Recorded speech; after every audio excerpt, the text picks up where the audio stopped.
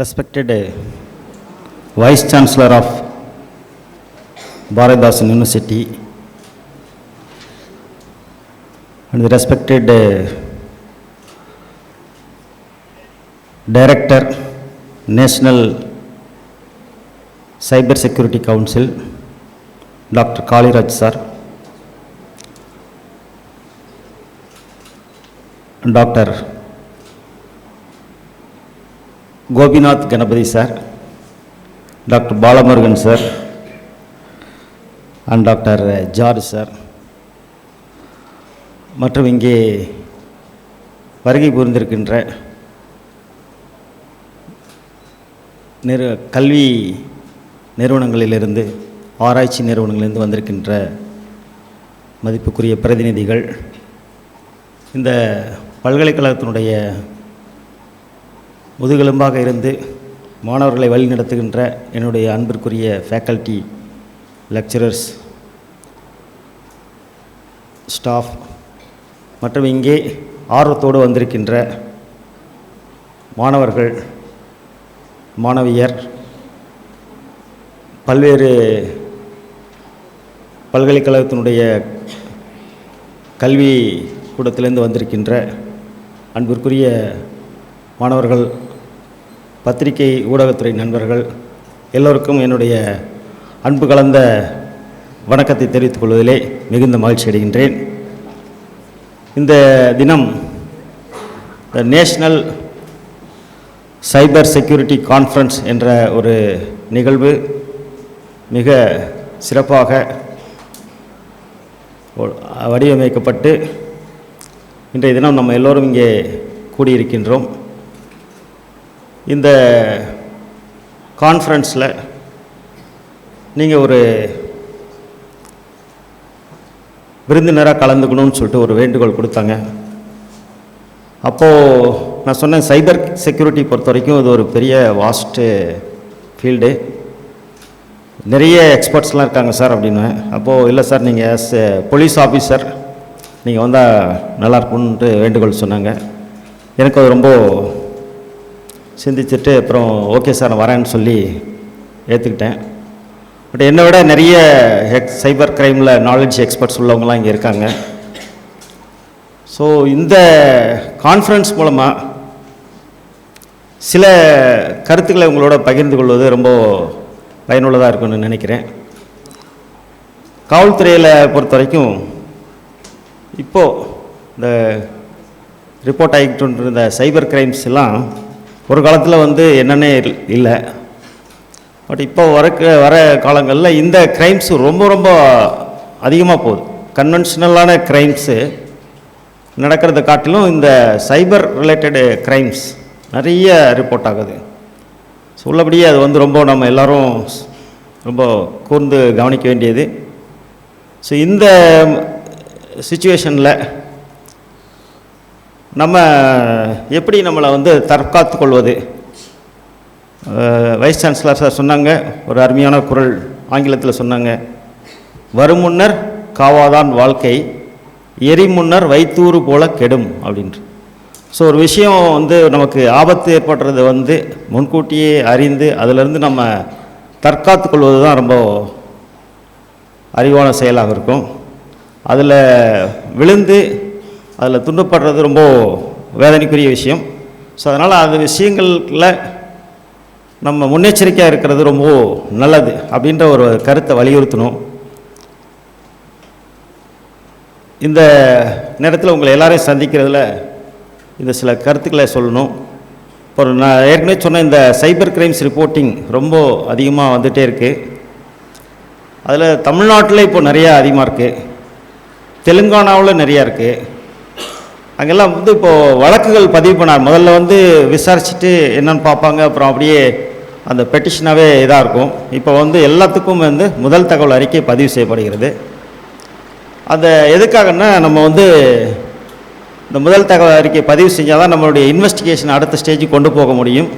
அதில் பாதிக்கப்பட்டவங்களுக்கு அவங்க இழந்த தொகையாகட்டும் அதை திருப்பி அவங்களுக்கு கிடைக்கிறதுக்கான வழிவகைகள் ஏற்பாடு செய்ய முடியும். ஸோ அந்த மாதிரி இருக்கும்போது இப்போ ஒரு விழிப்புணர்வு நிறையா நம்ம பண்ணிட்டு வரோம். சைபர் க்ரைம் சம்மந்தமாக நிறைய பேர் ரிப்போர்ட் பண்ணாமே இருப்பாங்க. எல்லாத்துக்கும் வந்து ஹெல்ப்லைன் மாதிரி இந்த 1930 அதில் கம்ப்ளைண்ட் பண்ணுறாங்க. இந்த நேஷ்னல் சைபர் கிரைம் போர்ட்டல் ஒன்று இருக்குது, அதுலேயும் கம்ப்ளைண்ட் பண்ணுறாங்க. அவங்களுக்கு ஹெல்ப் பண்ணுறதுக்கு ஒரு காவல் நிலையத்துலேயுமே நம்ம வந்து உதவி செய்கிறதுக்கு சைபர் கிரைம் அசிஸ்ட் பண்ணுறதுக்காகவே காவல் அதிகாரிகள்லாம் நியமிக்கப்பட்டிருக்காங்க. இதில் என்ன ஒரு இதுன்னா, எப்படி இந்த க்ரைம்ஸ் எல்லாம் வந்து டிஃப்ரெண்ட் ட்ரெண்ட்ஸ்லாம் பார்த்தோம்னா ரொம்ப ரொம்ப புதுமையாக இருக்குது. எப்படியோ விக்டிம்ஸ் இதாகிடுறாங்க. ஒரு பார்சல் வருது, அது வந்து உங்கள் பேருக்கு வந்திருக்கு சார், உங்கள் இதில் வந்திருக்கு, உள்ளே எல்லாம் ரொம்ப இல்லீகல் திங்ஸ்லாம் இருக்குது அப்படின்னு சொல்லி காண்டாக்ட் பண்ணுறாங்க.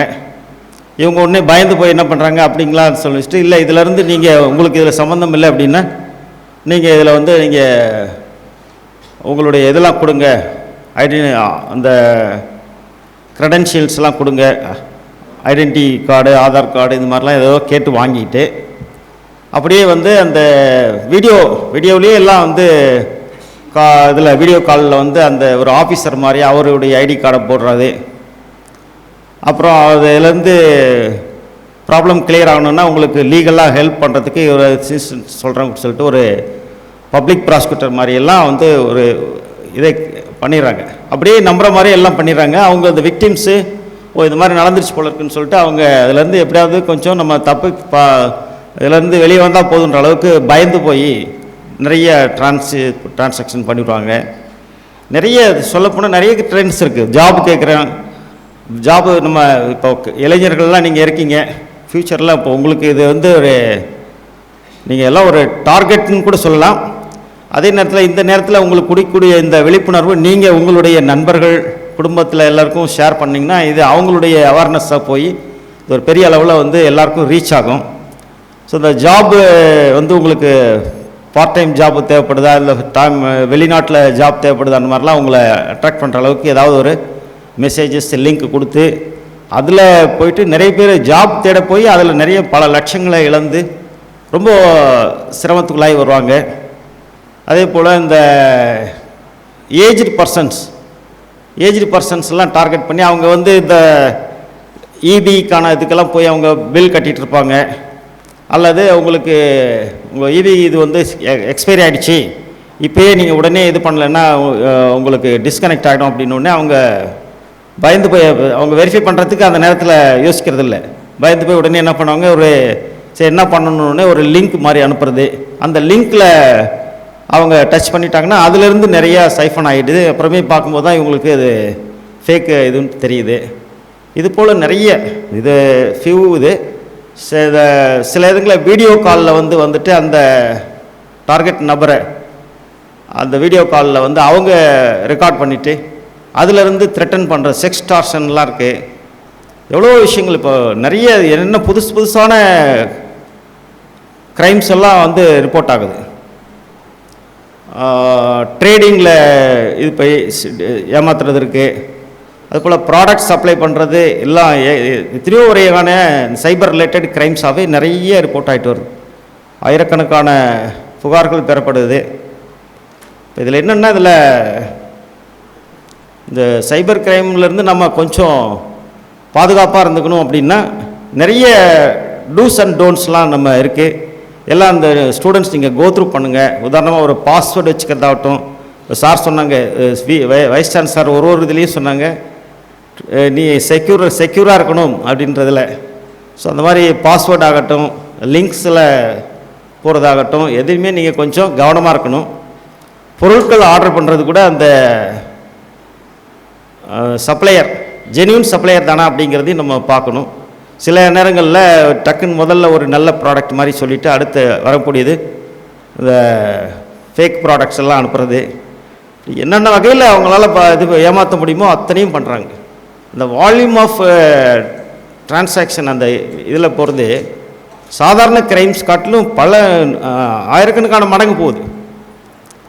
ஒரு சாதாரணமாக ஒரு ஹவுஸ் பிரேக்கிங் ஆகிடுச்சு, அதில் ஒரு ப்ராப்பர்ட்டி லாஸ்ட் அப்படின்னு பார்த்தோம்னா சில லட்சங்கள் கூட இருக்கும்.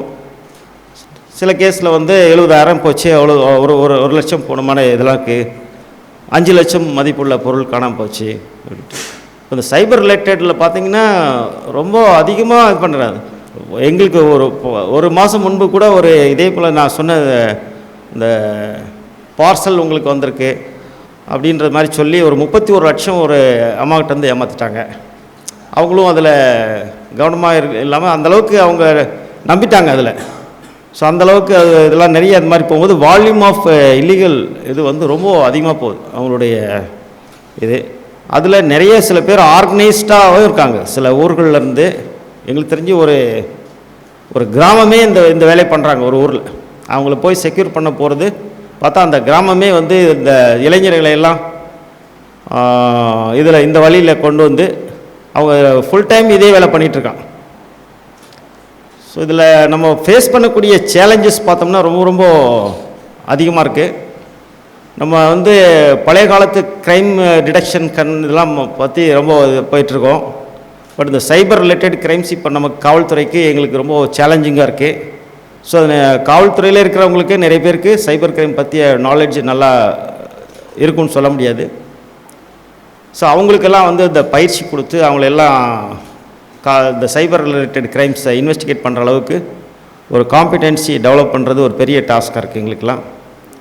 அதே போல் இந்த சைபர் க்ரைம்ஸு எல்லாமே தெரியும், நமக்கு ஒரு எல்லை இல்லாத ஒரு க்ரைமாக இருக்குது. எங்கேயோ ஒருத்தன் இப்போ நம்ம பக்கத்து ஊர்லேருந்து பண்ணானா போய் பிடிச்சிட்டு வந்துடலாம், பக்கத்து ஸ்டேட்டில் இருந்தால் பிடிச்சிட்டு வந்துடலாம்.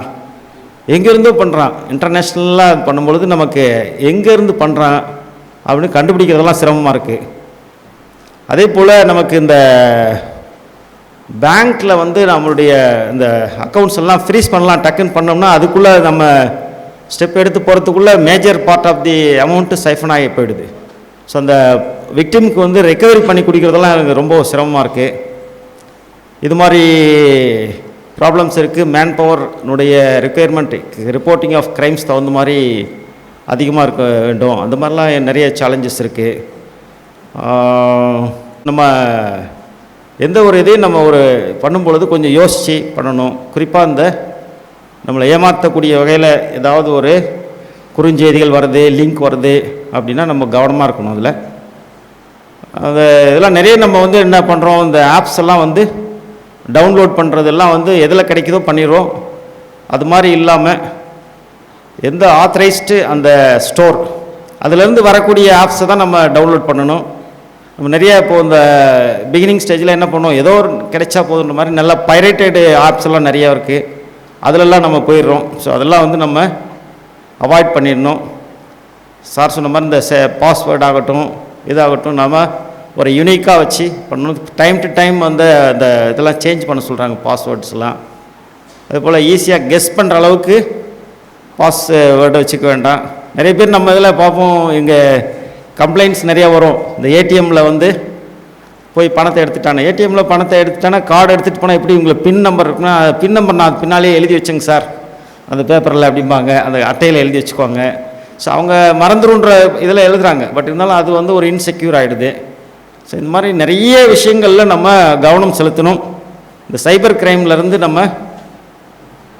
நம்மளை பாதுகாக்கணும், நம்ம சார்ந்தவர்களையும் பாதுகாக்கணும், நம்ம சமுதாயத்தில் இருக்கிறவங்களையும் பாதுகாக்கணும் அப்படிங்கிற ஒரு கருத்தை உங்கள் முன்னாடி வச்சுட்டு நம்ம இங்கே திரளாக வந்திருக்கின்ற மாணவர்கள் அவங்களுடைய மனதில் இதை எல்லாம் கொஞ்சம் கருத்தில் கொண்டு உங்களுடைய உறவினர்களுக்கு எல்லாம் சொல்லணும். இது தவிர வந்து நான் இப்போ சொன்னதுன்னா, நீங்கள் மாணவர்கள்னால் இன்னும் நிறையா சிந்திப்பீங்க, உங்களுக்கு நிறைய ஆக்கப்பூர்வமான கருத்துக்கள்லாம் மனசில் வரும். அப்படி எதாவது இருந்துச்சுன்னா காவல்துறைக்கு இந்த ப்ராப்ளத்தை இப்படி சால்வ் பண்ணலாங்க சார், இப்படி பண்ணலாங்க சார், இப்படி பண்ணலாம், உங்களுடைய மனதில் ஒதுக்கக்கூடிய கருத்துக்களையும் சொன்னீங்கன்னா அதை ஆலோசனையாக எடுத்துக்கொண்டு காவல்துறையில் இன்னும் நம்ம சிறப்பாக செயல்படுறதுக்கு உங்களுடைய ஒத்துழைப்பும் வேண்டும் என்று இந்த நேரத்தில் கேட்டுக்கொண்டு, ஒரு நல்ல முயற்சியாக இந்த நேஷ்னல் சைபர் செக்யூரிட்டி கான்ஃபரன்ஸ் இவ்வளோ சிறப்பாக நடைபெற்று இருக்குது. சப்சிக்வெண்ட்டாக அந்த ஹாக்கத்தான் காம்படிஷனும் இருக்காங்க, ரொம்ப கிராண்டாக ஆர்கனைஸ் பண்ணியிருக்காங்க. ஸோ நம்ம பல்கலைக்கழகத்தில் இந்த மாதிரி ஒரு நல்ல ஒரு ப்ரோக்ராம்ஸை நீங்கள் ஆர்கனைஸ் பண்ணது, இதில் எல்லோரும் வந்து கலந்துட்டது எனக்கு ரொம்ப மகிழ்ச்சியாக இருக்கிறது. இந்த கான்ஃபரன்ஸ் ஹேக்கத்தான் வந்து ஒரு மிகப்பெரிய நல்ல ஒரு வெற்றியை அளிக்கும் என்ற நம்பிக்கை எனக்கு இருக்கிறது. உங்கள் அனைவருக்கும் இந்த நேரத்திலே என்னுடைய அன்பான வாழ்த்துக்களை தெரிவித்துக்கொண்டு என்னுடைய உரையை நிறைவு செய்கிறேன். நன்றி, வணக்கம்.